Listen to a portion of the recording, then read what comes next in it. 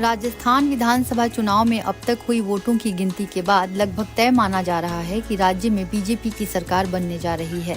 इसके साथ ही सवाल उठने शुरू हो गए हैं कि बीजेपी राजस्थान में किसे मुख्यमंत्री की कुर्सी सौंपेगी। इस रेस में विद्याधर नगर विधानसभा सीट से बीजेपी के टिकट पर मैदान में उतरी सांसद दिया कुमारी का नाम चर्चा में है।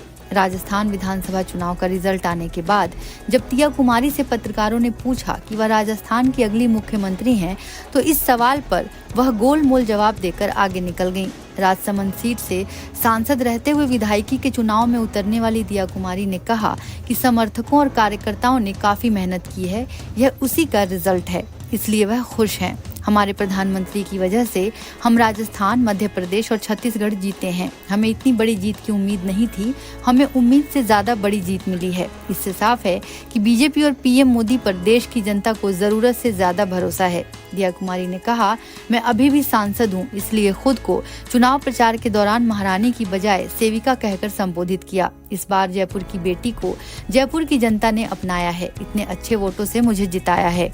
दिया कुमारी से जब पूछा गया कि समर्थक कह रहे हैं कि वह अगली सीएम हैं, इस पर उन्होंने कहा, यह तो उनका उत्साह है, उनकी खुशी है। वह न केवल मुझे कह रहे हैं बल्कि सब लोगों को कह रहे होंगे। उन्होंने कहा कि पार्टी जो भी जिम्मेदारी देगी उसे वह निभाएंगी। कांग्रेस ने एक जाति समुदाय के साथ पक्षपात किया। कांग्रेस सरकार ने हिंदुओं की शोभा यात्रा निकालने की परमिशन नहीं दी। दिया कुमारी ने यह भी कहा कि उन्हें जनता के उत्साह को देखकर बेहद खुशी हो रही है। तो अब देखना ये है कि बीजेपी महारानी और राजकुमारी में से किसको राजस्थान की गद्दी पर बिठाती है।